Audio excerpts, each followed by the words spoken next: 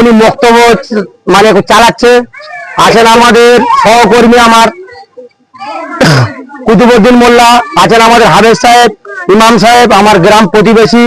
সবাইকে আন্তরিক শুভেচ্ছা জানিয়ে দু চার কথা বলি যে আমাদের আজকের যে এই স্বাধীনতা দিবসটা কেন আমরা উদযাপন করছি, কেন আজ থেকে ৭৯ বছর আগে আমরা হয়ে গেছিলাম একটা পরাধীন রাষ্ট্র।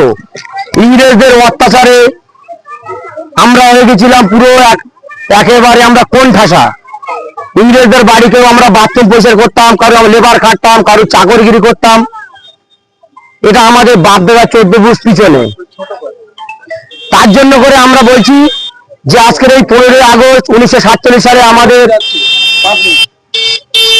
সব আমরা এই দিনটাকে নিয়ে ভাববো যে 15 আগস্ট যদি না হতো 1947 সালে আমরা এখনো পর্যন্ত আমরা ইন্ডিয়ান সমাজে আমরা অনেকটা পিছিয়ে আছি, বিশেষ করে আমার শিক্ষার দিক থেকে।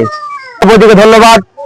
আমরা 15 আগস্ট জাতীয় পতাকা উত্তোলন করবেন আমাদের এই মসজিদের ইমাম সাহেব, ও অথচ এই মসজিদের একজন মানে স্থানীয় ইমাম ছিল আমাদের হাফেজ সাহেব, দুজনে মিলে পতাকা উত্তোলন করবেন আপনারা।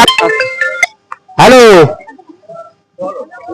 মাতারাম, বন্দে মাতারাম। পাক হয়ে গেছে ঠিক আছে, চলো। বন্দে মাতারাম। শহীদ তোমায় ভুলিনি, শহীদ তোমায় ভুলিনি।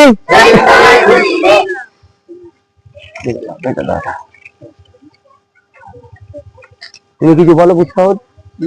খালপাড়ে দাঁড়িয়ে রয়েছে, চলো একটুখানি স্কুলের বাচ্চারা ছোট ছোট না, সকাল থেকে সেজে গুজে বসে